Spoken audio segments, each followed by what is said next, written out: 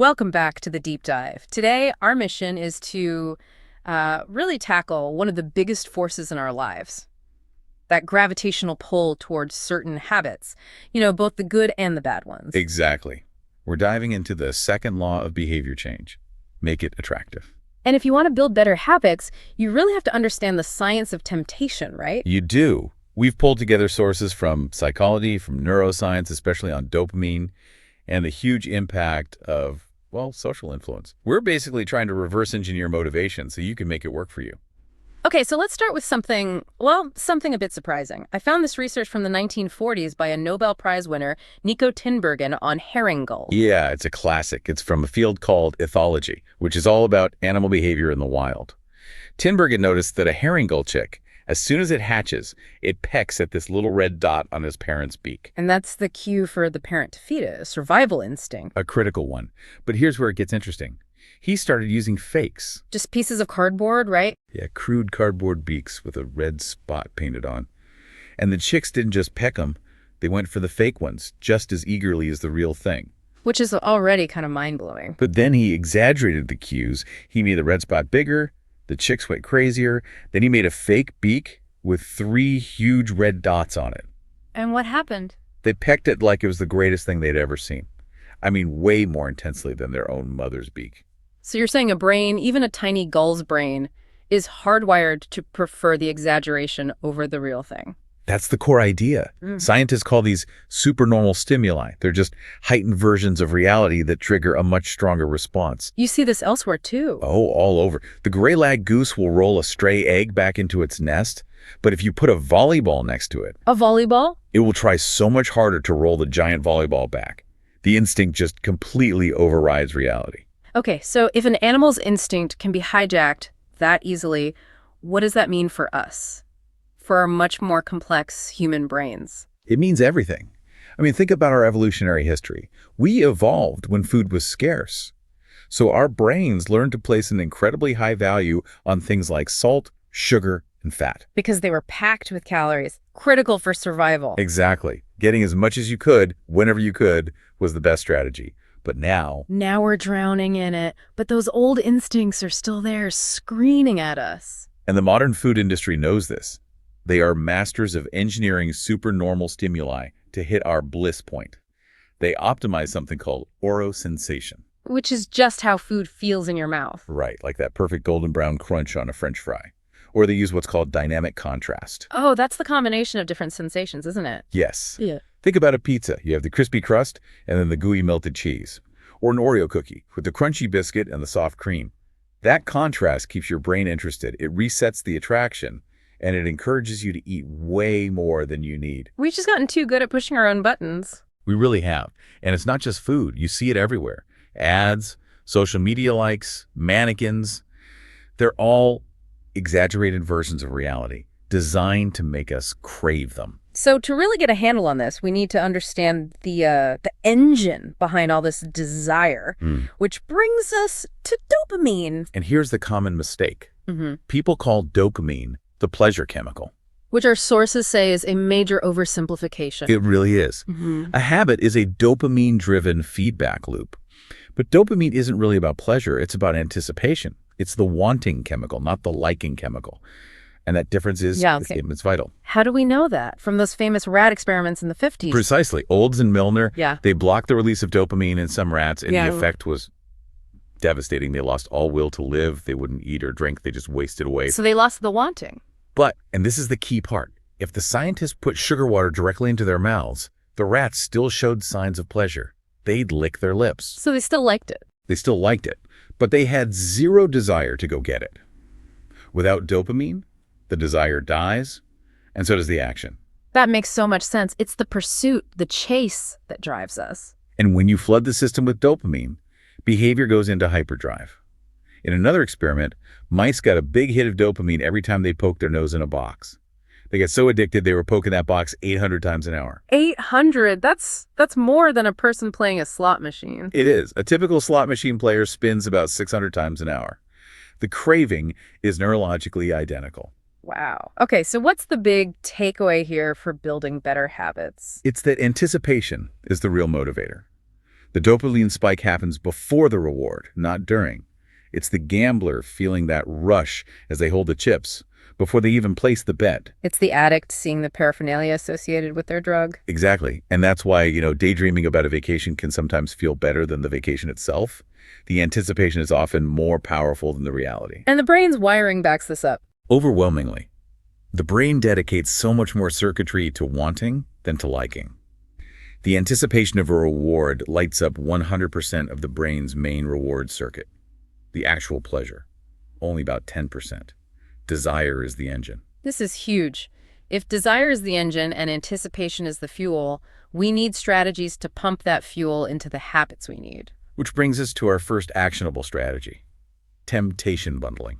Okay, so this is about leveraging that dopamine spike we just talked about. Perfectly. You link an action you want to do, the fun high dopamine thing, with an action you need to do, the boring low dopamine thing. I love the example of Ronan Byrne, the engineering student. Oh, it's brilliant. He loved watching Netflix, but he knew he needed to exercise more. So he hacked his stationary bike so it would only power his TV if he was cycling at a certain speed. He bundled the need, exercising, with the want, Netflix. Mm-hmm. And he actually started looking forward to his workouts because they were the gateway to what he really wanted. You see businesses do this too, like ABC's TGIT campaign. Yes. For their Thursday night shows, they weren't just advertising the shows, they were advertising a whole experience.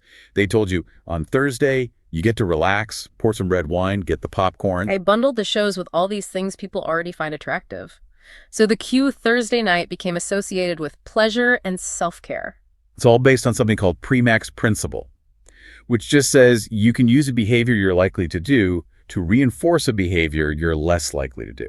And there's a simple formula for this, using habit stacking. Right. It's 1, after my current habit, I will do the habit I need. And then 2, after the habit I need, I will do the habit I want. So after I get home from work, I will do 10 burpees. After I do 10 burpees, I will check Facebook. Exactly. The difficult habit becomes the bridge to the reward. It literally becomes the most attractive thing to do in that moment because it unlocks what you're really craving. That's powerful.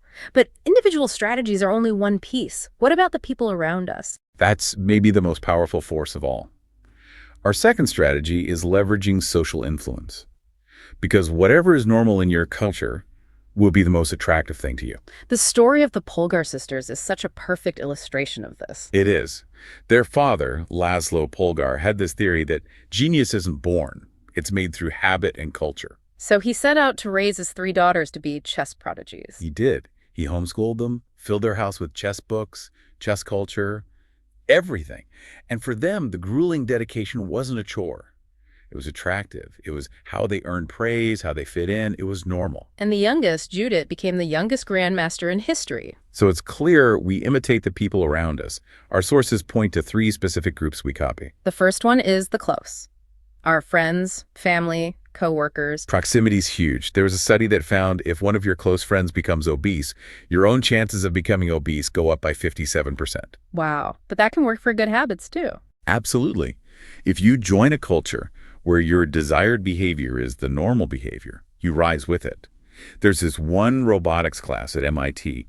4 of the 10 students in that single class became astronauts. Because being an astronaut was, in that little group, a normal, achievable goal. Exactly. Then there's the second group, the many. This is about our desire to conform. This reminds me of the Solomon Asch experiment. The line experiment, yeah. Yeah. It's still shocking. You have a subject in a room with a bunch of actors, and they're all asked to compare the length of some lines.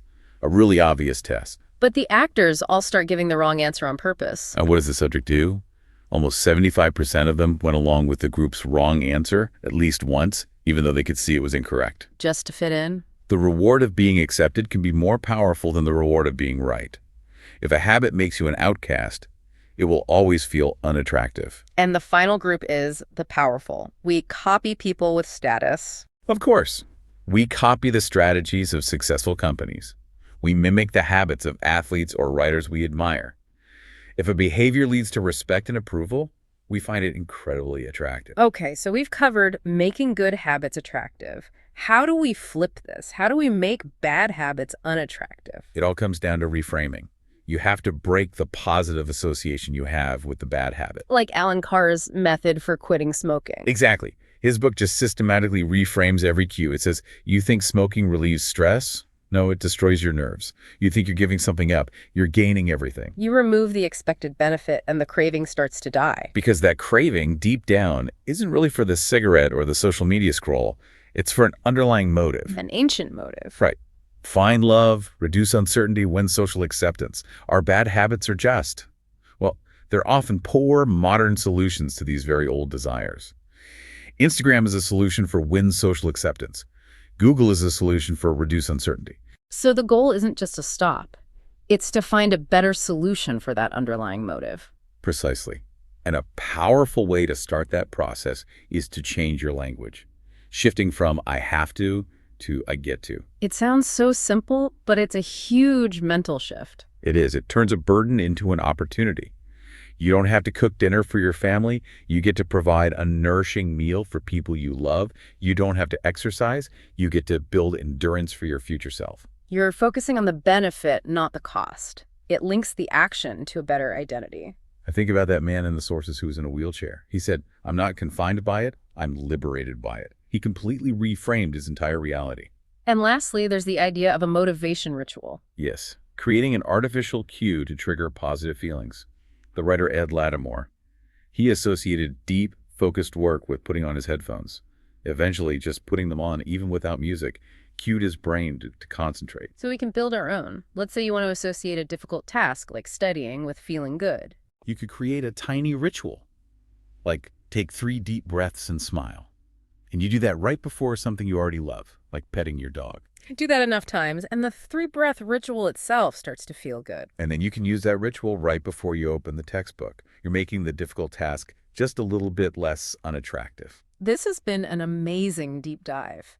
We've seen how our brains are being hijacked by supernormal stimuli, how dopamine anticipation is the real driver of our actions, and how we can use things like temptation bundling and social influence to make good habits attractive. And on the flip side, we can break bad habits by reframing them, making them seem unattractive by focusing on their true costs and finding better ways to satisfy our deep underlying motives. It's fascinating, though, that the sources all confirm that the anticipation often feels better than the reward itself, that the brain puts so much more energy into wanting than liking. Which leaves us with a final thought for you to consider.